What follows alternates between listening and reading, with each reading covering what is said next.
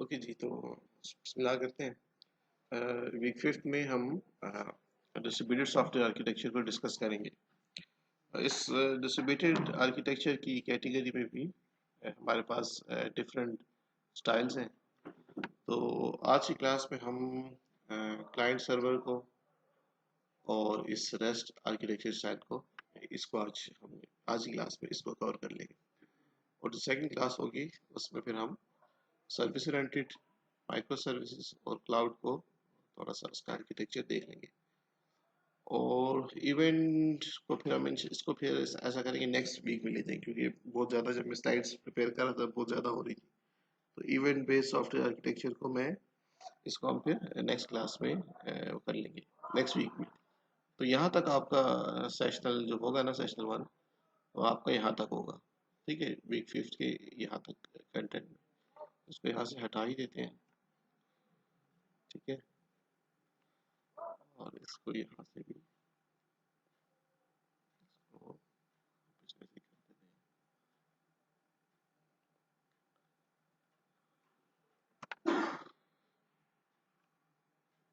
अच्छा जी, आप लोगों ने इसमें एक जो आर्किटेक्चर स्टाइल है that is very simple, client server. ठीक है, एक चीज़ आपके लिए, बाकी जो यहाँ से है ना, रेस्ट एसओए माइक्रो सर्विसेज, ये आप लोगों के लिए, ये चीज़ें आप लोगों के लिए नहीं होंगी। ठीक है, रेस्ट का आपने नाम सुना होगा, कैसे रेस्ट एपीआईज, ये शायद वेब में आप लोगों ने इसको एक्सप्लोर भी किया हो।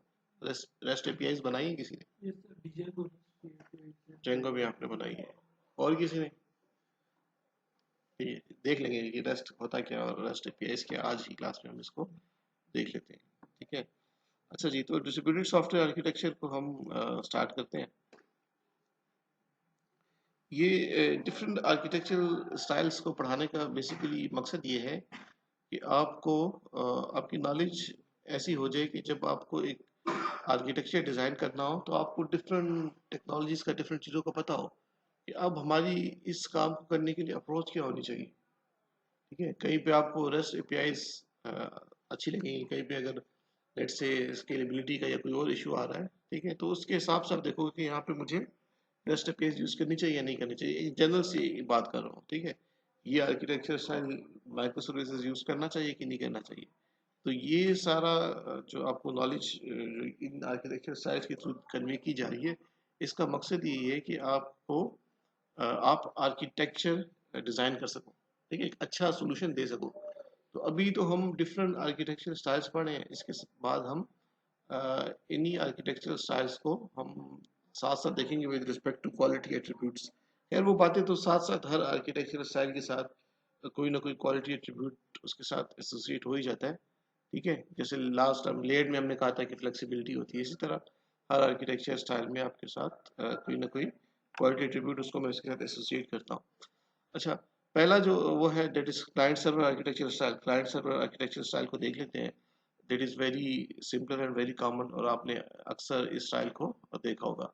क्लाइंट सर्वर आर्किटेक्चर स्टाइल में हम हमारे पास दो मेजर पोर्शन है, एक को हम कहते हैं क्लाइंट, एक को हम कहते हैं सर्वर। ठीक है, सर्वर का आपको पता है कि server provides service to the request. जो क्लाइंट के एंड से रिक्वेस्ट आती है वो सर्वर इसको रिस्पॉन्ड करता है। ये ज़रूरी नहीं कि सर्वर आपका सर्वर के लिए ज़रूरी नहीं कि वो फॉर अवे किसी किसी मशीन की हम बात कर रहे हैं। ठीक है, ये आपको within a system, let's assume कि we have two components, component one, component A and component B. तो अब ये कंपोनेंट ए बी पे डिपेंडेंट है। ठीक है, किस लिए? कंपोनेंट ए बी को रिक्वेस्ट करता है, बी उसको रिस्पॉन्स देता है। तो यहाँ पे भी आपको क्लाइंट सर्वर नेचर यहाँ पे भी आपको नजर आ रही है। ठीक है, तो यहाँ पे ये बात मैंने लिख भी दी कि although this client server architecture can be used within a single computer by programs। ठीक है, तो यहाँ पे इस एग्जांपल में आप देखो। ठीक है, we have two clients and one server। ठीक है, तो सर्वर को या सर्वर की जो मशीन है हम उसको कंसिडर कर रहे हैं कि इट्स अ पावरफुल मशीन। ठीक है, और इस मशीन का काम क्या है कि हमारी एप्लीकेशन का कुछ पार्ट यहाँ पे, कुछ पार्ट से बल्कि मेजॉरिटी ऑफ द पार्ट यहाँ पे क्या होगा, डिप्लॉय होगा। ठीक है। और हमारे क्लाइंट एंड पे हमारे पास वो इंटरफेसेस होंगे जिसके थ्रू क्लाइंट जो है वो रिक्वेस्ट कर सकेंगे किसको, सर्वर को। ठीक है। तो क्लाइंट एंड पे अगर आप देखो, अगर अगर हम वेब एप्लीकेशन की बात करें, अगर हम वेब एप्लीकेशन की बात करें तो क्लाइंट एंड पे हमारे पास जो एक उसका जो इंटरफेस है उसके लिए जो सॉफ्टवेयर हम यूज करते हैं वो आपका क्या होता है, ब्राउजर। ठीक है। तो ये जो आपका ब्राउजर है, ब्राउजर इज अ सॉफ्टवेयर। तो ये सॉफ्टवेयर बेसिकली एक इंटरफेस का काम कर रहा है, ठीक है, जो हमें फार अवे क्लाइंट के साथ, सॉरी, सर्वर के साथ कनेक्ट करवाता है। ब्राउजर में हम किसी भी उसका यूआरएल लिखते हैं और वो साइट आपको एक्सेसिबल हो जाती है।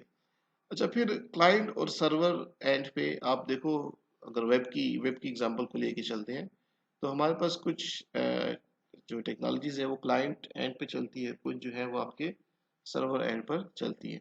जैसा कि आपके पास HTML CSS हो गया, ठीक है, आपको इसके बारे में पता है। ठीक है। इसी तरह आपके पास जावास्क्रिप्ट हो गई। ठीक है। यहाँ पे मैं लिख देता हूँ। अब HTML CSS जावा का कोड जो रन होता है ये किस में होता है, आपके ब्राउजर पे, आपके क्लाइंट एंड पे। अब इन कोड को रन करने के लिए हमें किसी सर्वर की जरूरत नहीं है। ठीक है। लेकिन जब आप बैक एंड पे MySQL की बात करें, डेटाबेस की या PHP की हम बात करते हैं, तो ये वो टेक्नोलॉजी है जिसको रन होने के लिए क्या चाहिए, सर्वर चाहिए। सर्वर के बगैर ये नहीं चलती। समझ आ गया? ये तो पता है ना आपको, इसमें तो कोई नई बात नहीं है।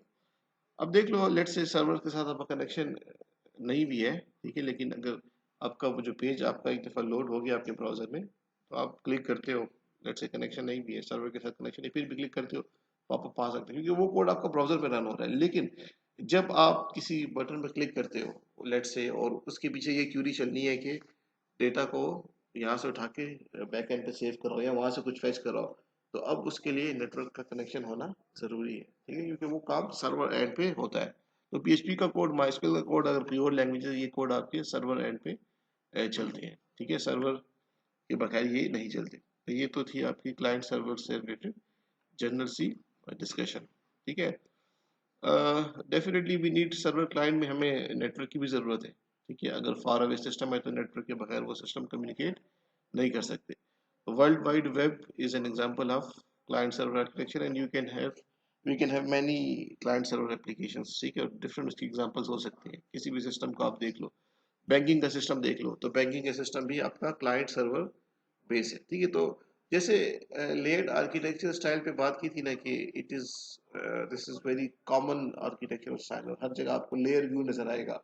तो इसी तरह आपको क्लाइंट सर्वर आर्किटेक्चर स्टाइल भी है, ये भी इतना जनरल सा है ना, इतना जेनेरिक है ना, ये भी आपको हर आर्किटेक्चर में ये चीज भी नजर आएगी। क्योंकि देखो, जब भी दो कंपोनेंट्स हैं तो एक कंपोनेंट दूसरे कंपोनेंट को रिक्वेस्ट कर रहा है, वहां से कुछ रिस्पॉन्स आ रहा है, तो वही क्लाइंट सर्वर वाली नेचर जो है वो बन जाएगी। ठीक है। अच्छा, अब ये जो हम क्लाइंट और सर्वर की बात कर रहे हैं, तो सर्वर में क्वेश्चन ये है कि सर्वर में होगा क्या। ठीक है। सर्वर में आपकी एप्लीकेशन डिप्लॉय होगी। सर्वर सर्वर आपके पास डिफरेंट हो सकते हैं। लेट्स से एक सर्वर को हम कह रहे हैं फाइल सर्वर। ठीक है। फाइल सर्वर का मतलब ये है कि इस सर्वर में हमारे पास सारी क्या होंगी, फाइल्स होंगी। ठीक है। फाइल से रिलेटेड जितना भी काम है, या file sending, file receiving, file की स्टोरिंग, वो हम इस सर्वर वन पर कर रहे हैं। ठीक है। अच्छा, डेटाबेस सर्वर, डेटाबेस जहाँ पे हमने डिप्लॉय किया है उसका हम कह सकते हैं कि we can have a separate server, जैसे हम सर्वर 2 कह रहे हैं।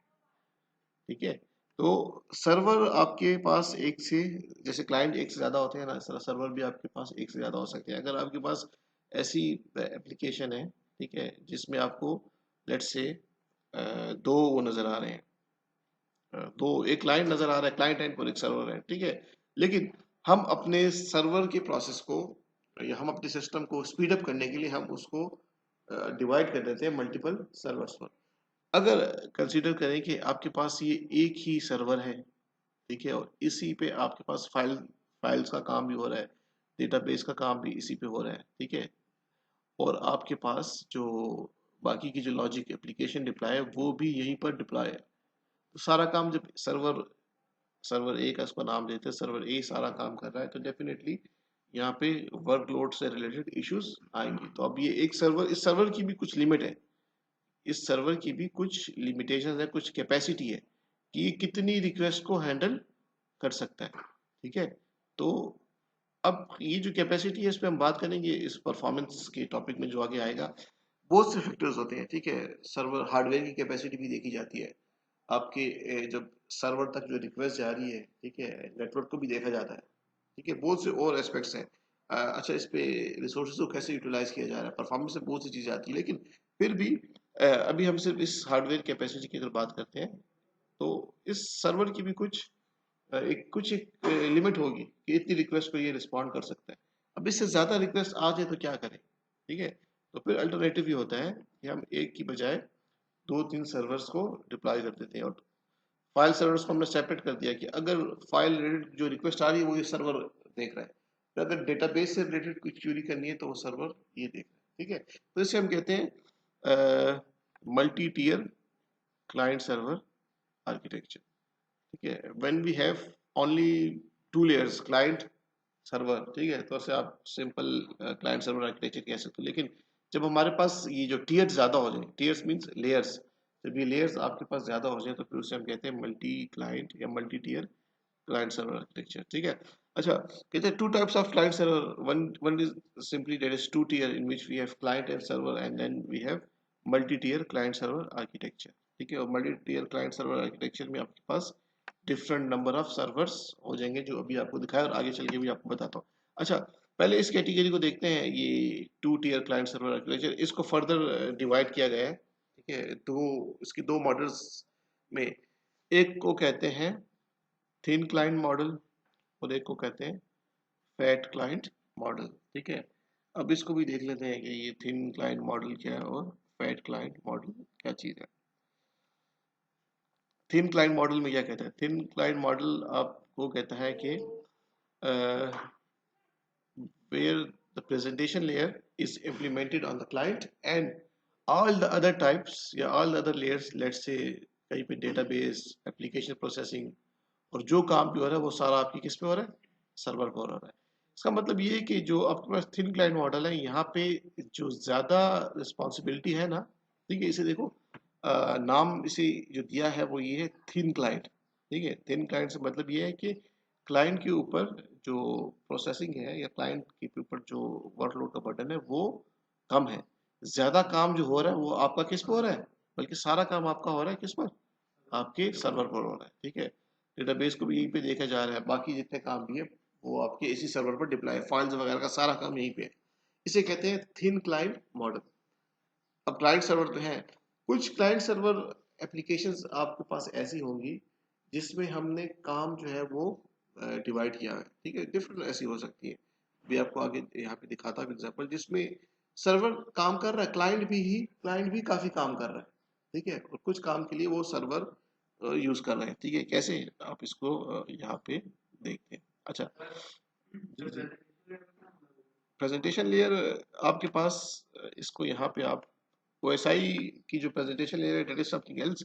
यहाँ पे हम इसको कह लेते हैं जहाँ पे आपके पास, हाँ, इंटरफेस, यहाँ पे आपके पास जो इंटरफेस है ना, उसको हम प्रेजेंटेशन लेयर कह रहे हैं, ठीक है।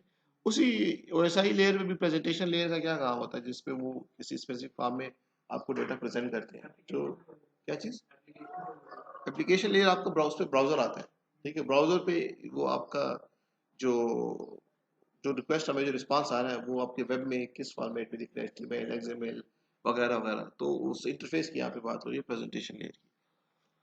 अच्छा, एडवांटेजेस के एडवांटेजेस ऐसे हैं कि सिंपल सा वो है, ठीक है। इट इज वेरी सिंपल, ठीक है। सिंपल इन द सेंस के अब जब आपके पास नंबर ऑफ क्लाइंट्स बहुत ज्यादा हो, ठीक है, और आपके सॉफ्टवेयर की नेचर ऐसी हो कि हर क्लाइंट एंड पे आपका अपना एक इंटरफेस है, ठीक है, जिसको आपको डिप्लॉय करना पड़े, तो फिर ये एक प्रॉब्लम होती है कि नंबर ऑफ क्लाइंट्स आपके बहुत ज़्यादा हो। जैसे अब देखो वेब की केस में क्लाइंट को क्या चाहिए, क्लाइंट को सिर्फ और सिर्फ उसके पीसी में ब्राउज़र चाहिए, जो हर पीसी में वैसे ही होता है, और उसके बाद उसको एक यूआरएल, ठीक है, ऐसा ही है ना। लेकिन अब आप देखो कि हम हमारा अपना एक सिस्टम एक बना रहे हैं, ठीक है, जिसपे हमें क्लाइंट एंड पे भी कुछ इंटरफेस चाहिए। तो अब वो वैसा इंटरफेस हर क्लाइंट एप्लीकेशन पे भी इंस्टॉल करना होगा, ठीक है। अगर मैं अपना नेटवर्क की बात कर रहा हूँ तो वो एक फिर एक आप कह लो कि एक चैलेंज है, ठीक है। तो ब्राउजर को हम यूज करते हैं, तो ब्राउजर को यूज करना दैट इज वेरी सिंपल। अच्छा, डिसएडवांटेज इसका ये कहता है कि चूंकि सारी प्रोसेसिंग आपकी क्लाइंट पे है, तो क्लाइंट आपका ओवर बर्डन हो सकता है, सॉरी सर्वर आपका ओवर बर्डन हो सकता है। ये सिर्फ इसका डिसएडवांटेज है। तो इसी डिसएडवांटेजेस की वजह से फिर हम मल्टी टीयर आर्किटेक्चर की तरफ या मल्टी टीयर क्लाइंट एप्लीकेशन की तरफ जाते हैं। अच्छा, टू टीयर में हमारे पास एक थिन क्लाइंट मॉडल देख लिया, अब देखते हैं fat client model. Thin client model में हमने क्या डिस्कशन की थी कि क्लाइंट एंड पे कुछ भी प्रोसेसिंग नहीं हो रही, बहुत कम हो रही है, सारा काम सर्वर पर हो रहा है। अभी फैट क्लाइंट मॉडल में हम ये कहते हैं कि क्लाइंट के साथ साथ आपके जो सॉरी सर्वर के साथ साथ आपके क्लाइंट पे भी काफ़ी प्रोसेसिंग हो रही है, ठीक है। तो फैट क्लाइंट मॉडल की एग्जांपल में आप ये अगर देखो, आपका एटीएम सिस्टम, ठीक है, एटीएम सिस्टम आपका एज अ क्लाइंट ऐड करता है, ऐसा ही है ना। और एटीएम सिस्टम आपका फिर आपके सर्वर के साथ क्या है, कनेक्ट है, ऐसा है कि नहीं। किसी एक सर्वर के साथ तो वो कनेक्ट होगा, ठीक है, क्लाइंट सर्वर। लेकिन अब आप देखो एटीएम भी कितनी प्रोसेसिंग कर रहा है कि नहीं। एटीएम भी प्रोसेसिंग कर रहा है ना। प्रोसेसिंग ये क्या कर रहा है, जब आप लेट से क्या चीज, कार्ड की वैलिडेशन वगैरह चेक करने के लिए कार्ड को रीड तो कर रहा है ना, ये इंफॉर्मेशन रीड करके फिर आगे सर्वर पे फॉरवर्ड करता है, और वहां से चेक होता है भाई ये इसका वो है अकाउंट नंबर, इसका ये चीज़ें ठीक है, पिन ठीक है, करेक्ट ठीक है। अच्छा, उसके बाद आपको कंप्लीट एटीएम पे एक कंप्लीट इंटरफेस मिला हुआ है, ठीक है, जिसपे आप डिफरेंट ऑपरेशंस कर सकते हो। अब कैश विड्रॉ करना है तो आपके पास इस एटीएम मशीन के साथ ही डिस्पेंसर लगा हुआ है, ठीक है। तो अब वो सारा काम तो सर्वर से कोई इन्फॉर्मेशन नहीं आ रही, वो तो ये क्लाइंट मशीन आपको एटीएम कर रहा है, ठीक है। तो फैट क्लाइंट मॉडल का मतलब ये है कि आपकी जो प्रोसेसिंग है वो क्लाइंट एंड पे भी हो रही है और सर्वर एंड पे हो रही है। लेकिन थिन जो मॉडल था, थिन क्लाइंट मॉडल सॉरी, वहाँ पे क्लाइंट पे इतनी कुछ रिस्पॉन्सिबिलिटी, सारा काम सर्वर पे हो रहा था। यहाँ पे आपके पास क्लाइंट एंड पे भी काम हो रहा है। और हाँ, जहाँ सर्वर की जरूरत पड़ रही है, लेट से डेटाबेस से कुछ फेच करने के लिए या कुछ और करने के लिए, तो वहाँ पे ये काम हो रहा है, ठीक है। तो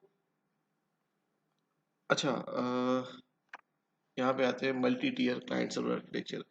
तो ये प्रॉब्लम जो यहाँ पे लिखी हुई है वो मैंने आपको बता भी दी है कि जो मेन प्रॉब्लम है टू टीयर आर्किटेक्चर में, वो ये प्रॉब्लम है कि आपके पास दो ही लेयर्स होती हैं, ठीक है, एक को क्लाइंट एक को सर्वर, और सारा काम आपका इन्हीं दो लेयर्स पे मैप्ड है, सारा कुछ इन्हीं दो लेयर्स पे, और उसमें से भी सबसे ज़्यादा काम जो है वो आपका सर्वर पर है। तो अब जब दो ही लेयर्स है, डेफिनेटली लेयर्स आपके पास कम है, ठीक है, तो और उसमें भी एक ही लेयर पे सारा काम है, तो डेफिनेटली उस सिस्टम की स्केलेबिलिटी और उसकी परफॉर्मेंस पे आपके क्या होंगे, क्वेश्चन मार्क होंगे कि इसकी परफॉर्मेंस कैसी होगी। तो अब क्या करें, तो उसके लिए ये है, फिर हमारे पास कंसेप्ट आता है multi tier client server architecture. इसमें आप अपने सिस्टम की लेयर्स को, नंबर ऑफ लेयर्स को क्या कर रहे हो, बढ़ा रहे हो, ठीक है। ये आपके पास क्लाइंट की लेयर हो गई, जिसमें क्लाइंट कोई HTTP रिक्वेस्ट कर रहा है वेब ब्राउजर, ठीक है, वेब ब्राउजर के थ्रू वेब सर्वर को, ठीक है। सर्वर क्या कर रहा है, सर्वर जी कुछ कामों के लिए प्रोसेसिंग करके उसको रिस्पांस दे रहा है, ठीक है। लेट्स से कुछ रिक्वेस्ट की, वहां से कैलकुलेशन हुई, वापस सर्वर को भेज दिया। अच्छा, अब अगर सर्वर को क्लाइंट की रिक्वेस्ट को फुलफिल करने के लिए डेटाबेस की जरूरत है या डेटाबेस से कुछ इंफॉर्मेशन फेच करने की जरूरत है, तो फिर आगे एक और सर्वर यहाँ पर है जिसे हम डेटाबेस सर्वर कह रहे हैं। तो वो यहाँ पर आपके पास डेटाबेस सर्वर को रिक्वेस्ट करेगा और वहां से उसको रिस्पांस आएगा। अब हुआ क्या, यहाँ पे आपका लोड जो है वो डिवाइड हो गया। डेटाबेस का काम ये सर्वर देख रहा है, और बाकी जो लॉजिक लिखी हुई है, ठीक है, जो भी एप्लीकेशन जिसमें जो भी प्रोसेसिंग हो रही है, वो आपका ये सर्वर देख रहा है। अच्छा, अभी इसमें ये अज्यूम करो कि इसी में ही हमारे पास कुछ ऐसा काम होता है जिसमें जैसे जीमेल है, फाइल सेंडिंग एंड रिसीविंग, ठीक है। तो अब ईमेल पे सिर्फ मैसेज जाने के साथ साथ फाइल्स भी जा रही है, ठीक है। आप लेट से मैं आपको आप मुझे कुछ ईमेल करते हो, तो वो जो आपने जो फाइल शेयर की है वो कहाँ पे स्टोर है? मेरे सिस्टम पे तो नहीं है ना, वो किसी सर्वर पर है। ठीक है, तो उसके लिए हम यहाँ पे कर लें कि हम एक और सर्वर अगर ऐड कर लें जिसे हम कहते हैं फाइल सर्वर। जितने भी फाइल्स जहाँ पे भी स्टोर है वो इस सर्वर पर स्टोर है। ठीक है, तो अब लेट से जब भी कुछ किसी फाइल को डिलीट किया जाता है, ठीक है, जब आप किसी फाइल पे क्लिक करते हो और डिलीट करते हो तो वो आपके पास उस सर्वर से आपको मिलती है। ठीक है, तो इस तरह इसे ये भी कहते हैं सेपरेशन ऑफ कंसर्न्स, कि हमने डिफरेंट जो हमारे कंसर्न्स थे एक सिस्टम को लेके उसको डिस्ट्रीब्यूट कर दिया, तो इसलिए इसको हमने डिस्ट्रीब्यूटेड सॉफ्टवेयर आर्किटेक्चर की कैटेगरी में हम इसको लाए। ठीक है, बहुत ही सिंपल सा आर्किटेक्चर स्टाइल था। इसके बाद जो आएगा रेस्ट, दैट इज इंटरेस्टिंग, और रेस्ट फिर हम थोड़ी सी आगे जाएंगे। नहीं, यहाँ पे मल्टी टीयर में क्लाइंट साइड पे डिपेंड करता है सिस्टम कौन सा है, थिन क्लाइंट है या फैट क्लाइंट है। ठीक है, अभी इस एग्जांपल में सिंपल वेब की एग्जांपल, तो क्लाइंट पे कुछ प्रोसेसिंग नहीं हो रही, क्लाइंट पे क्या है, बस जस्ट उसने इंटरफेस के थ्रू रिक्वेस्ट भेजी, ब्राउजर के थ्रू ब्राउजर को यूज किया और आपका काम हो गया। लेकिन हाँ, अगर ये एटीएम वाले सिस्टम को अगर ले आओ तो फिर एटीएम में भी आपकी काफी उस मशीन पे काफी प्रोसेसिंग हो रही है। ठीक है, अच्छा, हम अभी आगे चल के ना जो बातें करेंगे ना वो बहुत हाई लेवल की होंगी। ठीक है, एक बहुत बड़े आर्किटेक्चर की।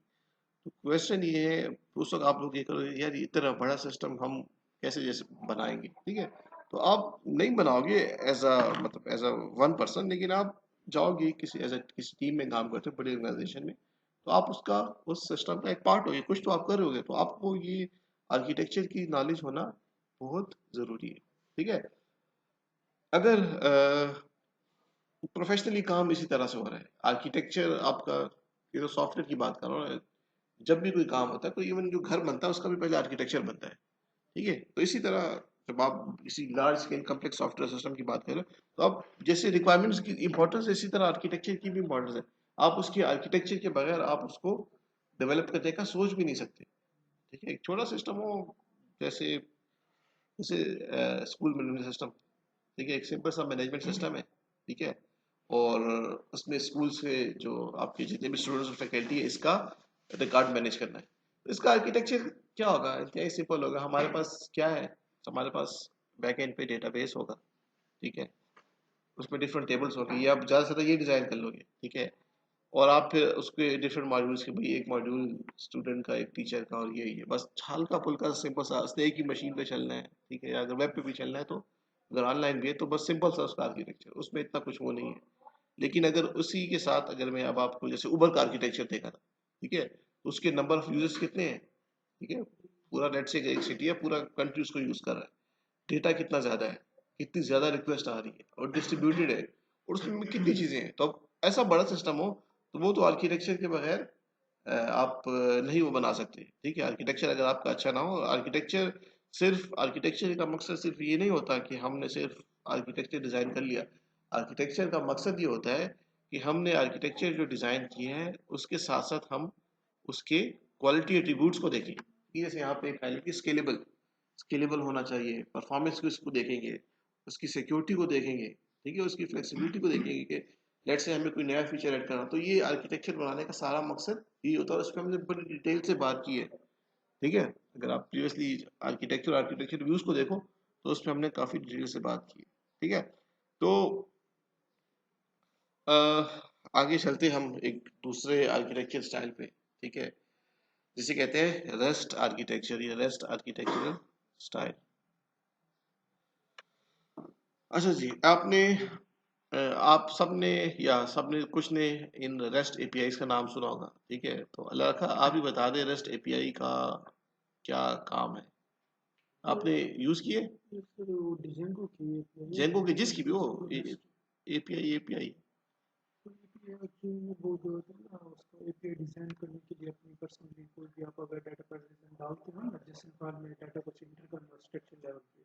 हाँ, एक वर्ड इसने भी यूज किया है जैसन। फायदा क्या होगा इस एपीआई का?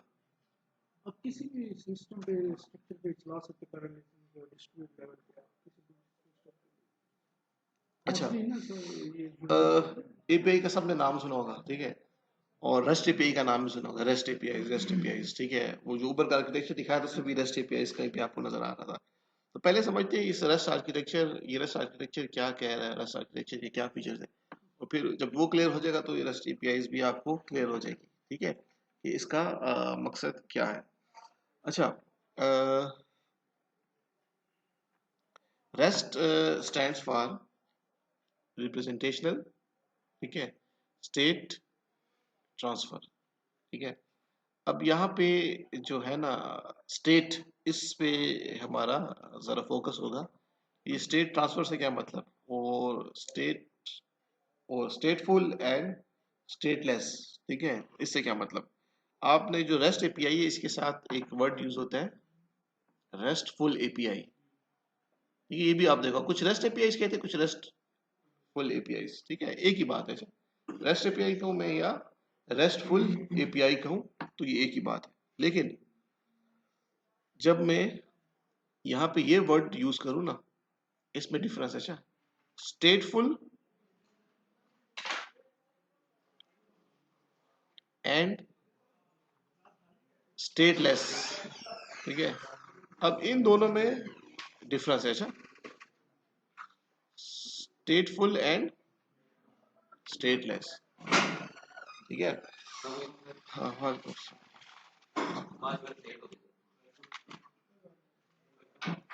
अच्छा, देखिए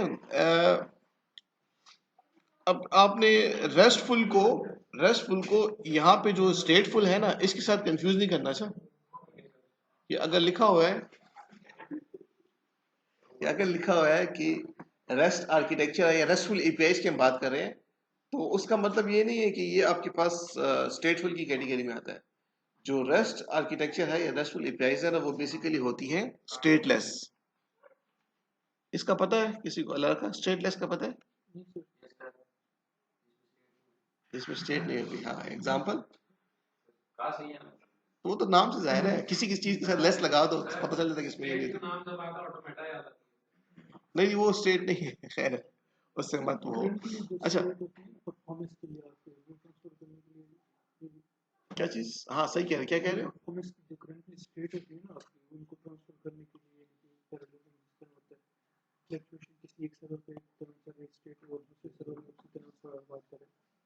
चलो चलो देखते हैं स्टेट को भी, थोड़ी देर में आपको स्टेट क्लियर हो जाएगा कि स्टेट से क्या वो है।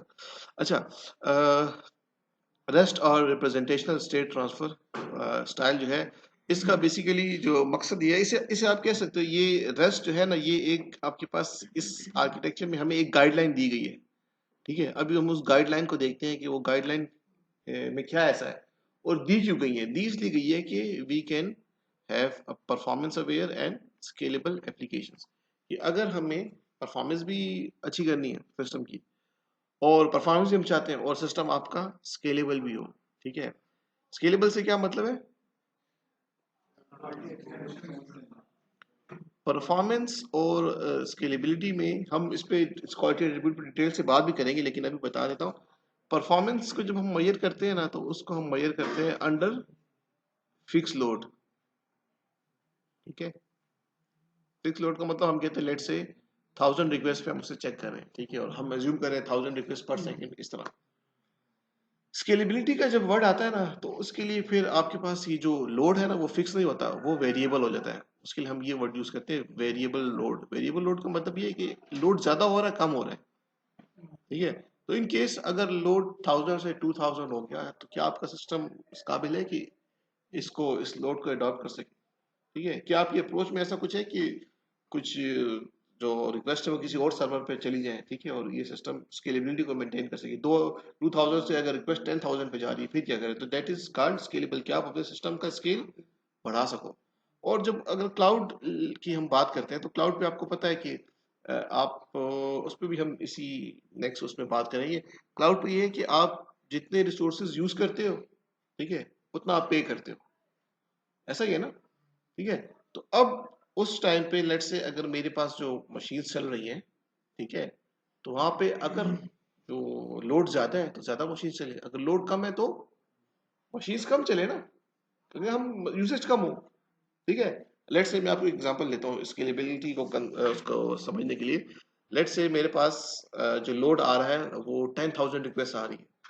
ठीक है, तो 10,000 रिक्वेस्ट जो है वो मैं क्या करता हूँ, हर 1000 रिक्वेस्ट 10 मशीन से भेज रहा हूँ, और हर मशीन कुछ उसको यूज करिए, मुझे उसके लिए क्या करना है, पे करना है क्लाउड पे। ये जितने रिसोर्सेज यूज करते हो उतने पेमेंट करते हो। अच्छा, अब यही रिक्वेस्ट जो है किसी पीक आवर में तो 10,000 थी, लेकिन नॉर्मल उसमें 1000 हो रही है। अब अगर मैं 1000 रिक्वेस्ट को भी ब्रेक डाउन करूँ, हर मशीन पे भेजूँ, हर मशीन मेरी यूज हो रही है, ठीक है। तो पेमेंट के हिसाब से अगर सोचो, एक मशीन को यूज करना के लिए लेट्स से अगर $10 है और 10 को यूज करने के लिए तो टाइम, तो हम ये चाहेंगे कि अगर हमारी लोड जो है कम हो रहा है, तो बजाय 10 के हम उसको एक ही मशीन पे क्या करें, भेजें। हमारी अप्रोच ऐसी होगी कि जब वर्कलोड ज्यादा हो रहा है तो नंबर ऑफ मशीन ज्यादा कर ले, और कम हो रहा है तो नंबर ऑफ मशीन कम कर ले। That is called scalability. अब रेस्ट जो है ये 2003 में, 2 या 3 में एक बंदा था, रॉय फेल्डिंग नाम है, कि जो भी इस तरह से ही नाम है उसकी, उसने पीएचडी की थी 2003 में कि 2002 या 1 में, जो भी। तो ये रेस्ट आर्किटेक्चर स्टाइल उसकी पीएचडी की रिसर्च से सामने आया, ठीक है। मतलब उसकी पीएचडी की रिसर्च थी, उसका टाइटल था software architecture styles for network applications. तो उसमें उसने ये गाइडलाइन प्रपोज की थी, ठीक है। और उसमें उसने ये कहा था कि अगर आपके पास एप्लीकेशंस हैं जो कि डिस्ट्रीब्यूटेड है, और आप परफॉर्मेंस भी चाहते हो और लेट्स स्केलेबिलिटी वगैरह ये आपके कंसर्न्स है, तो आपका आर्किटेक्चर कैसा होना चाहिए, ठीक है। तो 2000 की बात है, जब बहुत पहले की। तो अभी तो बहुत से हमारे पास आर्किटेक्चर है, लेकिन उस वक्त ये एक काफी बड़ी, एक आप कह लो कि कंट्रीब्यूशन थी। तो अभी तक ये चल रही है, रेस्ट का कंसेप्ट चल रहा है। अब आते हैं इस रेस्ट में, उसने गाइडलाइन दी थी कि भाई रेस्ट आर्किटेक्चर स्टाइल अगर आप वो करो तो उसके लिए क्या क्या चीजें होनी चाहिए। तो अभी हम उस पर आते हैं। अच्छा, यहाँ पे कुछ चीजें हैं कि rest is not a protocol, इसको जरा माइंड में रख लें, ये कोई प्रोटोकॉल नहीं है।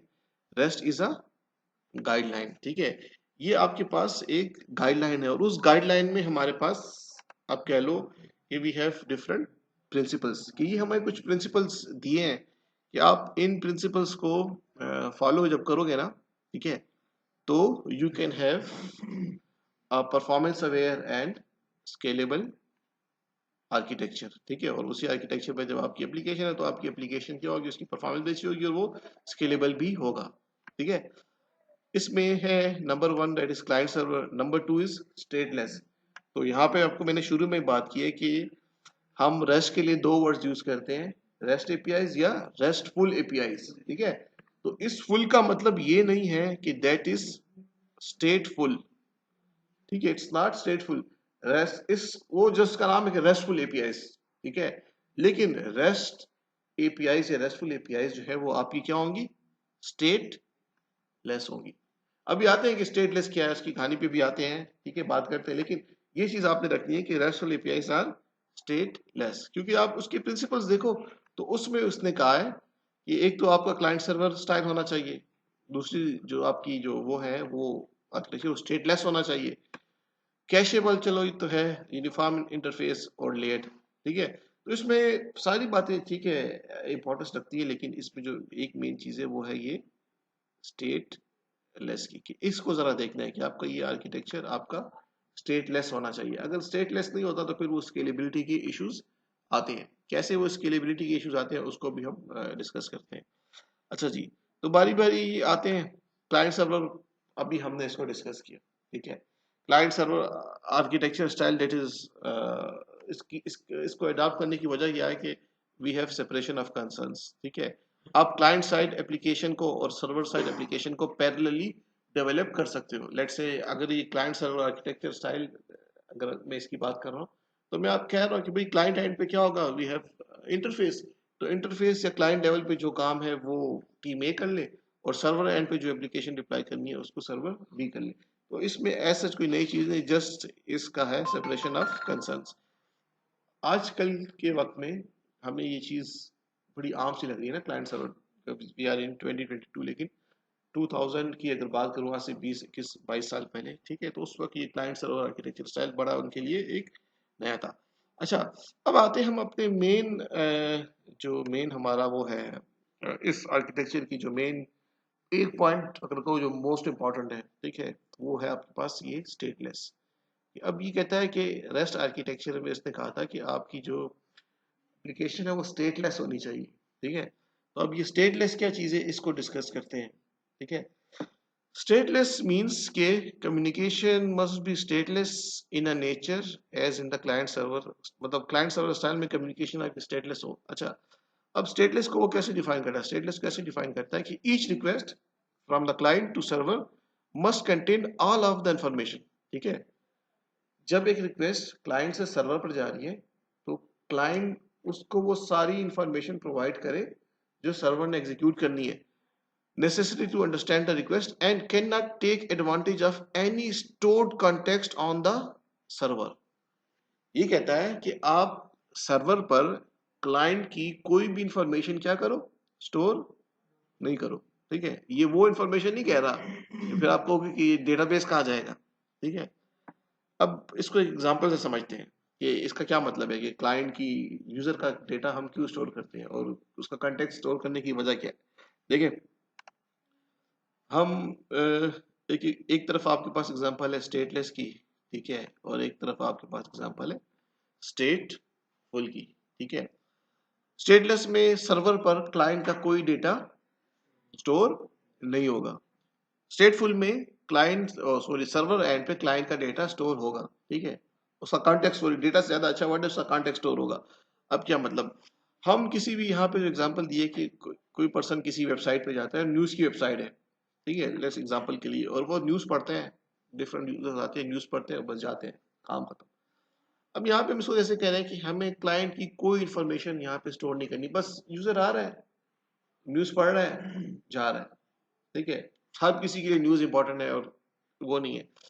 अच्छा, अब दूसरे एंड पे अगर नेटफ्लिक्स को देखो, लॉगिन मतलब जहाँ होगा वहाँ जो है वो स्टेट होगी, जहाँ पे लॉगिन लॉगिन करोगे आप कहीं पे वो तो स्टेट फुल होगा, लॉगिन नहीं करोगे तो हाँ वो एक बात भी है, लॉगिन एक करोगे तो नहीं, इन्फॉर्मेशन स्टेट लॉगिन होगा। में जो आपकी इंफॉर्मेशन की जो हम बात कर रहे हैं ना, ठीक है, लॉगिन, लेट से लॉगिन हुआ तो वो तो यूजर की स्टेट है कि भाई ये इस टाइम पे लॉगिन हुआ, लेट से, और लॉगिन के लिए उसकी इंफॉर्मेशन आपके पास डेटाबेस में स्टोर होगी। हो रही है ना, हाँ, वो उसके वो पास स्टेट इंफॉर्मेशन में स्टोर हो स्टोर रही होगी। है।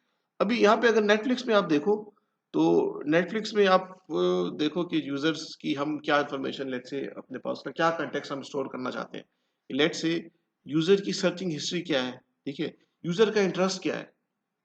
ठीक है, लेट से यूजर नेटफ्लिक्स पे आता है, डिफरेंट मूवीज वगैरह को लेट से वो सर्च कर रहा है, तो उससे हमें उसके इंटरेस्ट का पता चल रहा है।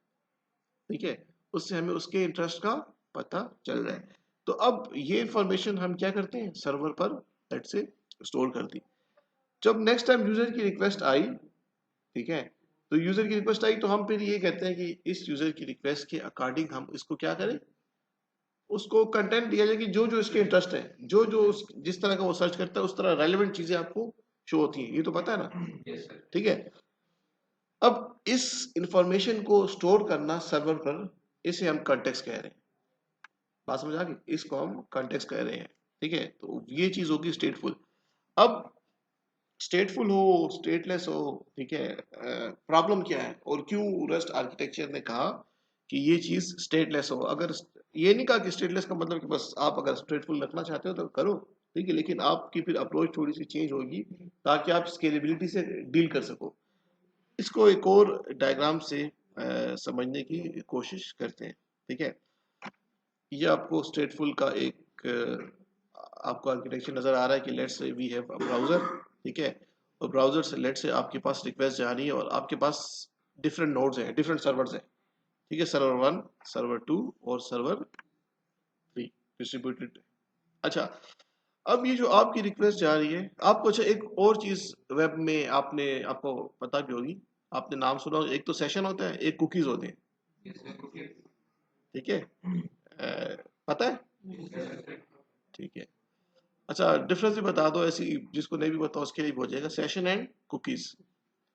कुकीज आपकी सर्चिंग हिस्ट्री को स्टोर स्टोर करता है और वो भी टेम्पलेट जब तक क्लियर आप नहीं करते। कुकीज आपके और पास सेशन जैसे आपका क्लाइंट एंड सर्वर पे आप खुलता है उसको, तो क्लाइंट एंड रीड पे आप करता है। उसको स्टोर कर सकते हो कुकीज को, कि नेक्स्ट टाइम जब यूजर रिक्वेस्ट करे तो वो कुकीज से इंफॉर्मेशन को रीड करता है कि भाई इसका क्या है। ठीक है, लेट से मतलब आप किसी की वेबसाइट पे आए, आपने कोई कोई एक्टिविटीज की, उसकी लेट से फाइल बन गई और कुकीज आपके पास क्लाइंट एंड पे आपके एंड पे स्टोर कर, नेक्स्ट टाइम जब आप दोबारा रिक्वेस्ट करोगे तो वो पहले कुकीज की फाइल से इंफॉर्मेशन देखेगा आपकी कि भाई ये यूजर लास्ट टाइम भी आया था, ये इसका इंटरेस्ट है, उसके हिसाब से इसका कंटेंट इसको शो किया जाए। ये तो एक पर्पज बता रहा हूँ, इस तरह डिफरेंट और चीजें हो सकती है।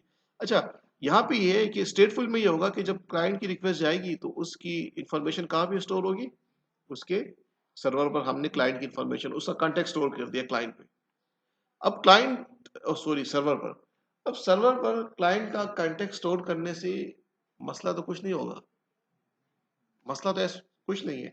लेकिन क्यों कहा गया कि इसको रेस्ट में क्यों कहा गया कि इसको स्टेटलेस होना चाहिए?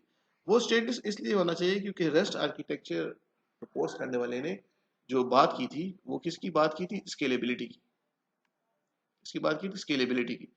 अब यहाँ पे मसला क्या है, यहाँ पे मसला ये है कि लेट्स से हमारे पास एक नेटवर्क से जो डेटा आ रहा है, ठीक है, उसका कॉन्टेक्स्ट यहाँ पे स्टोर है नोड 1 में, ठीक है। दूसरे नेटवर्क से जो रिक्वेस्ट आ रही है उसका कॉन्टेक्स्ट यहाँ पे स्टोर है नोड 2 में, ठीक है, जो यहाँ पे आपको नजर भी आ रहा है, let's say in the form of session या व्हाटएवर जो भी। अच्छा, अब ये कॉन्टेक्स्ट यहाँ पे स्टोर है, ठीक है, और हम कह रहे हैं कि we have a distributed application. Node 1 में भी जो डेटा है नोड 2 डिस्ट्रीब्यूट है ना, distribute mean same data node 1 में भी पड़ा है, 2 पे भी पड़ा है, 3 पे भी पड़ा है, लेकिन वो कॉन्टेक्स्ट जो है वो आपके पास यहाँ पे स्टोर है।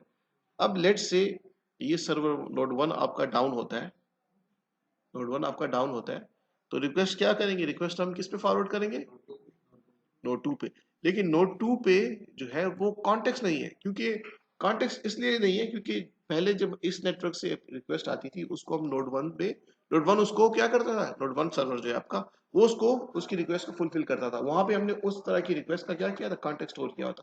अब यहाँ पे कॉन्टेक्स्ट स्टोर नहीं है, तो अब यहाँ पे स्केल अप स्केल डाउन करने में क्या होता है, मसला आता है। तो स्टेटलेस में क्या होता है, स्टेटलेस में वो ये कहता है कि आप ये करो कि आप जो सर्वर एंड पे जो सर्वर साइड है ना उस पे आप किसी किस्म का कॉन्टेक्स्ट स्टोर ना करो, ठीक है। लेट्स से अब यहाँ पे देखो आपको इस सर्वर पर कोई कॉन्टेक्स्ट नजर नहीं आ रहा, इसी सर्वर पर भी कोई कॉन्टेक्स्ट नजर नहीं आ रहा, और इस सर्वर पर भी आपको कोई कॉन्टेक्स्ट नजर नहीं आ रहा। तो जब आप सर्वर पर कॉन्टेक्स्ट स्टोर नहीं करते, इट्स मीन कि योर एप्लीकेशन इज स्टेटलेस। तो आप करते क्या हो, एक अल्टरनेटिव ये है कि आप कुकीज को यूज करो, ठीक है। कुकीज क्या है, वो आपके पास आपके सिस्टम पे होंगी, आपके सिस्टम में स्टोर हो जाएंगी, ठीक है। ये कुछ फाइल्स होती हैं जो हमें पता नहीं चलता लेकिन हमारे सिस्टम में स्टोर होती है। तो नेक्स्ट टाइम लेट्स से जब रिक्वेस्ट जाती है इस क्लाइंट एंड से, तो उस कुकी की फाइल्स को आप देख सकते हो, ठीक है, ये सर्वर देख सकते हो, उसके हिसाब से ये होगा, ठीक है। तो कॉन्टेक्स्ट, जब यूजर जो रिक्वेस्ट भेज रहा है उसके साथ उसकी कॉन्टेक्स्ट की इंफॉर्मेशन भी जा रही है। नंबर 1 प्रॉब्लम तो यहाँ से होगी। अगर कुकीज लेट से कोई नहीं यूज करना चाहता, तो यहाँ पे उन्होंने कहा कि आप अपने जो जितने भी नोड्स हैं जो डिस्ट्रीब्यूटेड है, जैसे नोड 1, नोड 2 एंड सर्वर 3, इसके आगे आपको एक और कंपोनेंट नजर आ रहा है, ये वाला, इसको रेडिस कैश भी कहते हैं और मैम कैश भी कहते हैं, ठीक है।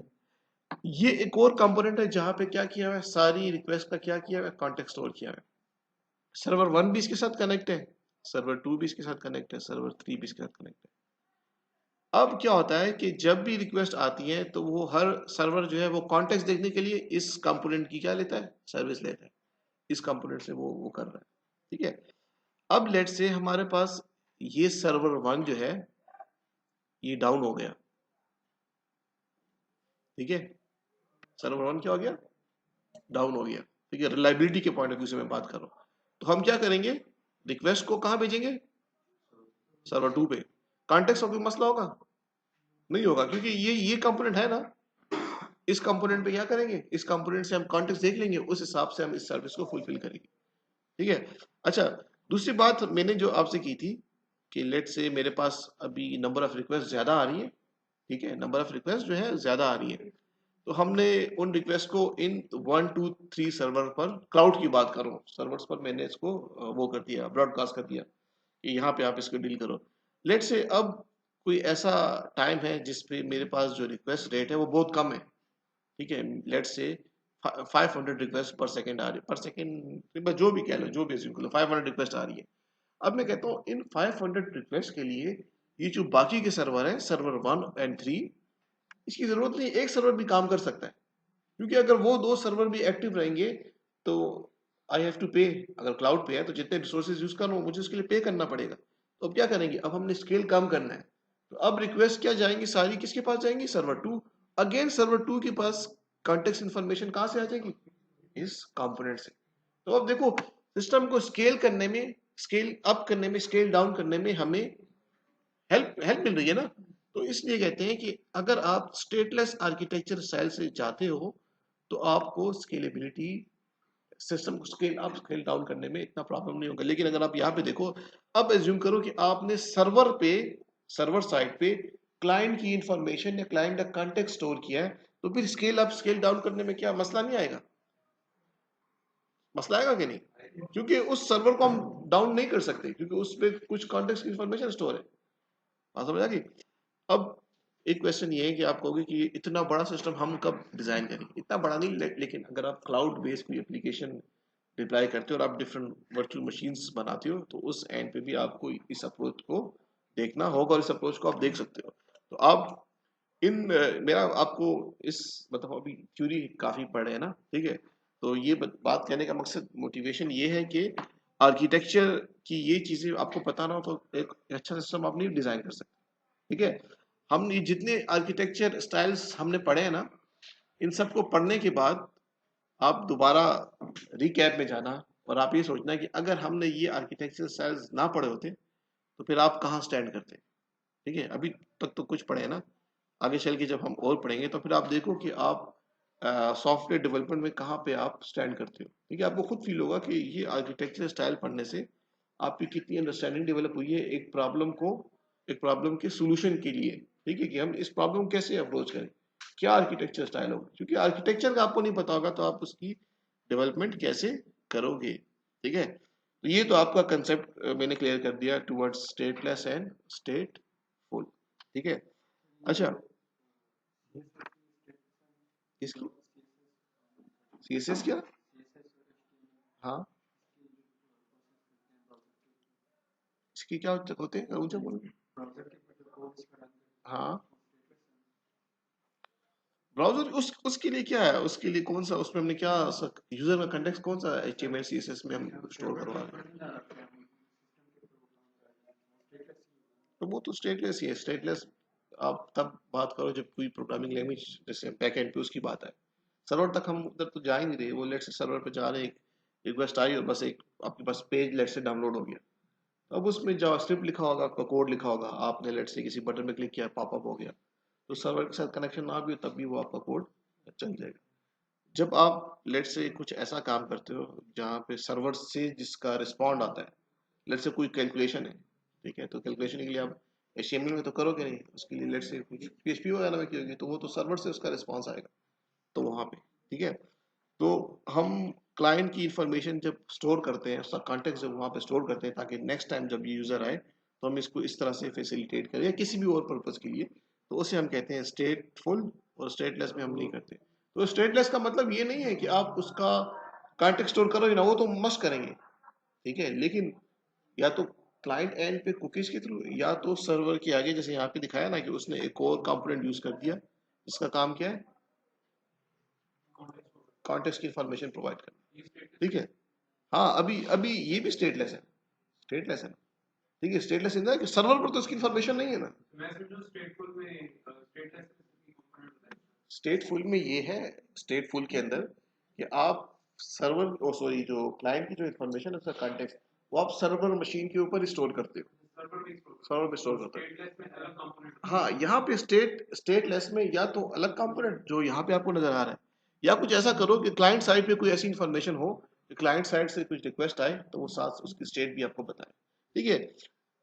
मसला ये है कि हमने सर्वर्स को क्लाउड पे या किसी बड़े सिस्टम को सर्वर को स्केल अप करना पड़ जाता है, कभी डाउन करना पड़ जाता है। तो अप डाउन करने के साथ साथ हमें अगर वहां पे उसका कॉन्टेक्स्ट स्टोर हो तो वहां पे फिर हमें प्रॉब्लम आती है ना, एक सर्वर को डाउन नहीं कर सकते क्योंकि इसको डाउन किया, डाउन करने से मतलब कि रिक्वेस्ट दूसरे को भेजी तो फिर उसका कॉन्टेक्स्ट का क्या करेंगे। और अगर हर बार इस तरह अप डाउन करने के साथ साथ कॉन्टेक्स्ट भी भेजा जाए सर्वर टू सर्वर तो फिर परफॉर्मेंस पे वो आएगा, ठीक है। तो ये इसकी एक अप्रोच है। क्या चीज, स्टेटफुल ज्यादा इस्तेमाल तो नहीं होता होगा, डिपेंड करता है। अब अगर किसी को ये चीज नहीं पता तो वो करता भी होगा, लेकिन हाँ बड़ी एप्लीकेशन को देखो तो वो डेफिनेटली इस अप्रोच, अब जिसको आर्किटेक्चर का लेट्स से अच्छा आर्किटेक्चर का पता है, आर्किटेक्ट अच्छे हैं, तो डेफिनेटली उनके माइंड में स्केलेबिलिटी और ये चीजें होंगी, तो उस वक्त को इस चीज को डेफिनेटली, अगर सिस्टम स्केलेबल चाहिए तो आप ये करो। और ऐसा है कि लेट्स से अगर सिस्टम बड़ा नहीं है और आप चाहते हो कि स्केलेबिलिटी हमारे लिए इशू नहीं है, हमारे बस ये लिमिटेड नंबर ऑफ यूजर्स हैं, ये फ्यूचर में भी कभी नहीं बढ़ रहे, ठीक है, तो बस फिर ना करो स्केलेबल और स्टेटफुल रहने दो, ठीक है जी। अगर एक्स्ट्रा कंपोनेंट क्या चीज, तो यार डेफिनेटली हर उसके लिए कोई ना कोई बैकअप प्लान कुछ ना कुछ तो रखते हैं ना, ठीक है, ऐसा तो नहीं कि वो भी रेप्लिकेट कर सकते हो ना आप, उसको भी रेप्लिकेट करो, रेप्लिकेट मींस एक डाउन हो गया तो दूसरी जगह पे, ठीक है, वो तो डेफिनेटली ये तो होगा, चलेगा फिर भी काम चलेगा। कॉन्टेक्स्ट की इन्फॉर्मेशन नहीं होगी ना, कॉन्टेक्स्ट की इन्फॉर्मेशन नहीं होगी, कॉन्टेक्स्ट की इन्फॉर्मेशन नहीं है तो वैसा तो नहीं कि पूरा सिस्टम फेल हो गया, लेकिन उस कॉन्टेक्स्ट की इन्फॉर्मेशन से हमें कुछ चाहिए होता है। हाँ, वो वाली यूजर इन्फॉर्मेशन चली गई जो हम चाह रहे हैं कि नेक्स्ट टाइम क्लाइंट आए तो हम इसको कैसे लेट्स से वो करें, सपोर्ट करें, ठीक है, और ये बस इस रेस्ट को एंड करते हैं ना, रेस्ट को खत्म करते हैं। अच्छा, क्या यार पढ़ लोगे नमाज, बहुत टाइम है, नमाज 2 बजे होती है, कहाँ पे यार। अच्छा, बस थोड़ा सा 2-3 पॉइंट्स हैं यार, खत्म हो गया, देखो 2-3 पॉइंट्स हैं, ये इसलिए करो, ये लेक्चर मेरा रिकॉर्ड हो गया ना पूरा इसमें। अच्छा, तीसरा पॉइंट, स्पीड मार दो स्पीड, तीसरा पॉइंट उन्होंने ये बताया, वो बताया था कैशेबल का, ठीक है। अब कैशे क्या होती है, कैशे तो सबको पता है, हाँ, टेम्पररी मेमोरी है, ठीक है, ये किस्मत भी नहीं चाह रहे निकालो पेज चल बहुत अच्छा लगा सारा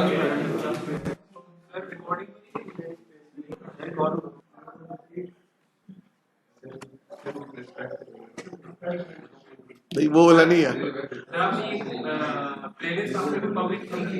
क्या चीज यार, उस पे मतलब पब्लिक के लिए सही है, उसमें हम बातें भी कर रहे हैं, वो भी कर रहे हैं, और मुझे क्या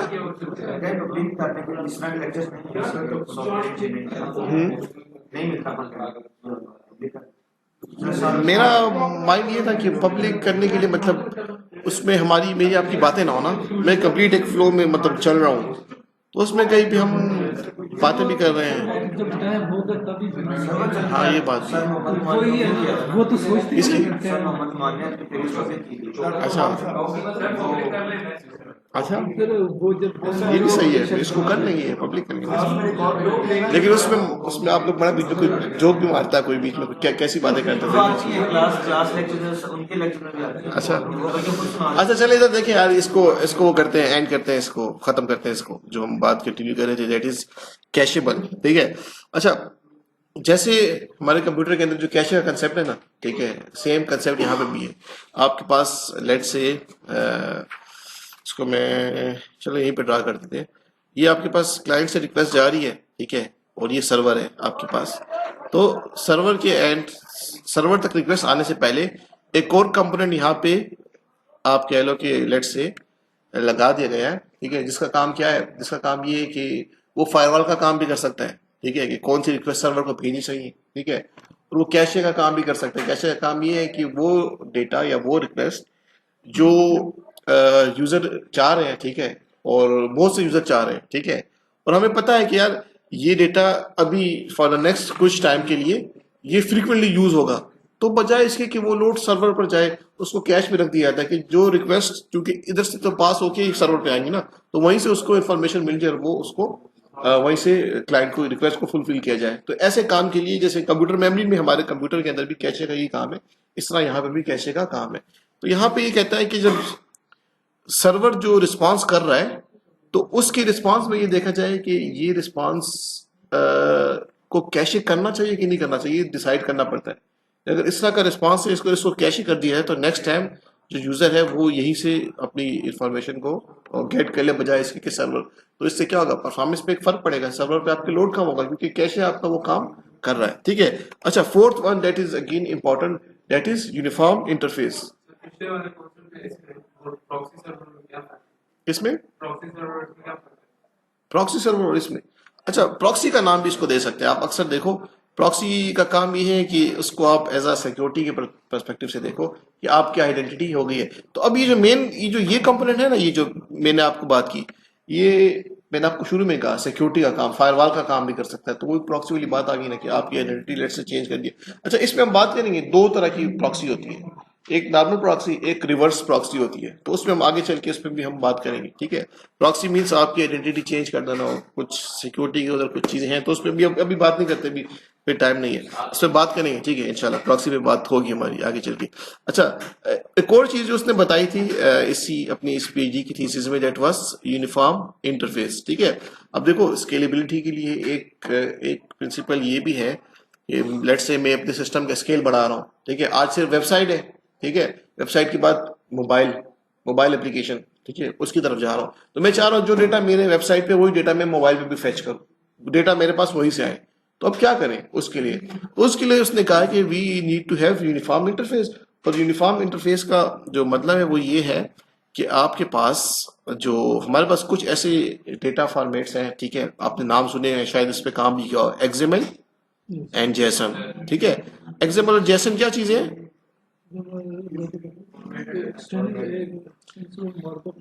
हमें डेटा भेजना है, ठीक है, एक एप्लीकेशन से दूसरी एप्लीकेशन। अब ये एक्सएमएल जेसन ऐसे है ना, ठीक है, कि आपकी वेब एप्लीकेशन बनी है पीएचपी में, आपकी मोबाइल एप्लीकेशन बनी है लेट्स से जावा और एंड्रॉइड वगैरह की बात करें, उसमें बनी है, किसी और उसमें बनी है फ्लटर वगैरह, कुछ और जो आजकल की टेक्नोलॉजी उसमें बनी है। अब दो डिफरेंट प्लेटफॉर्म्स के दरमियान कम्युनिकेशन कैसे करवाएं? तो अब ये जो फॉर्मेट्स है जेसन एक्सएमएल, ये ऐसी चीजें हैं ना, ठीक है, कि ये आपके पास तकरीबन हर लैंग्वेज इसको समझती है। पीएचपी भी इसको समझती है, एएसपी भी इसको समझती है, जेसन भी इसको, सॉरी ये जावा भी इसको समझती है, इन सारे उसको। यहाँ पे कहता है कि आपका एक कम्युनिकेशन का इंटरफेस भी एक क्या होना चाहिए? यूनिफॉर्म होना चाहिए, ठीक है। जब वो सेम होगा तभी आप, लेट से आज एप्लीकेशन 1 है, फिर एप्लीकेशन 2 की, एप्लीकेशन 3 किसी और लैंग्वेज की बनी, वो आपका काम हो जाएगा। अच्छा, यहाँ पे आप देखो, आपको ये नजर आ रहा है रेस्ट एपीआई। जब आप एपीआई बना देते हो ना यहाँ पे, ठीक है, जैसे ये रेस्ट एपीआई आपको नजर आ रही है, यहाँ पे आपके पास क्लाइंट एंड है, ठीक है, और क्लाइंट एंड से लेट से रिक्वेस्ट आ रही है, तो वो रिक्वेस्ट आपके पास कहाँ से आ रही है? एपीआई उसको फुलफिल करेगा। अब ये एपीआई जो आपको डेटा सेंड कर रहा है ना, वो इस फॉर्म में कर रहा है, जेसन की फॉर्म में। अब ये रिक्वेस्ट लेट से जो आपका जो एप्लीकेशन है, लेट से वो किसी, लेट से आप जावा मोबाइल ऐप है, वहां से मैं इस एपीआई को हिट करता हूँ, मुझे भी रिस्पॉन्स करेगी। मैं अपनी डेस्कटॉप से, सॉरी अपने कंप्यूटर से, किसी वेब एप्लीकेशन से मैं इस एपीआई को हिट करता हूँ, मुझे भी वो जेसन की फाइल में रिस्पॉन्स दे देगी, ठीक है। तो अब इस एपीआई का होगा क्या? इस एपीआई का काम ये है, ये जो आपको डेटा जो आपको इन रिस्पॉन्स में सेंड करती है, वो ऐसे फॉर्मेट में करती है जो कि क्या होता है? यूनिफॉर्म, जो ऐसा फॉर्मेट होता है जो सब टेक्नोलॉजी समझती है। तो अब इस एपीआई को कोई जावा मोबाइल ऐप से हिट करता है, रिक्वेस्ट करता है, उसको भी रिस्पॉन्स दे सकती है और दूसरे एंड पे। तो ये बेसिकली आपका रेस्ट का काम है। लास्ट है दैट इज लेयर्ड, इसके बारे में कोई बात नहीं करनी चाहिए। इसने कहा था कि ये स्टाइल लेयर्ड होना चाहिए। लेयर्ड से क्या होता है? एक लेयर हटा दी, दूसरी लेयर ला दी, नई लेयर्स को आसानी से आप ऐड कर सकते हो, ठीक है। लास्ट वन है दैट इज ऑप्शनल, ये आप लोग देख लो, नहीं तो फिर इसको हम नेक्स्ट क्लास में डिस्कस करेंगे। नहीं, हाँ, ऑप्शनल आपके लिए नहीं है ये, उन्होंने कहा कि इस स्टाइल, इस कोड एंड डिमांड को उसने ऑप्शनल रखा है, हो ठीक है, ना हो इससे कोई फर्क नहीं पड़ता। लेकिन इसमें अगर आप देखो ना, जो मेन ये लेड भी फॉर मी, लेड और क्लाइंट सर्वर को आप बीच में से निकाल दो, ये बड़ी जेनेरिक सी चीजें हैं, ठीक है। लेकिन इस स्टाइल में जो दो मेन चीजें ना जो होनी चाहिए, वो आपके पास एक यूनिफॉर्म इंटरफेस था और दूसरा आपके पास स्टेटलेस और कैशे का भी काम। ये तीन चीजें इसमें मेन हमारा इस पे कंसर्न है, ठीक है। तो ये आपका हो गया जी आज का लेक्चर। इसमें हमने जो डिस्कस किया वो था आपके पास एक तो client server, that was very basic, और then we have discussed REST architecture. इसके बाद आगे मजीद अच्छी चीजें आ रही, that is service oriented architecture और माइक्रो सर्विसेज को देखेंगे। क्लाउड पे हम थोड़ी क्लाउड को देख लेंगे, क्लाउड एप्लीकेशन डिप्लॉय पे नहीं देखेंगे प्रैक्टिकली, वो एंड में अगर टाइम हुआ तो मैं जरूर आप लोगों को थोड़ा वो दूंगा, लेकिन अभी तक हम जिस क्लाउड को समझ लेंगे, ठीक है, क्योंकि आगे हमारी एग्जाम्पल्स में ये चीज बार बार आएगी। जी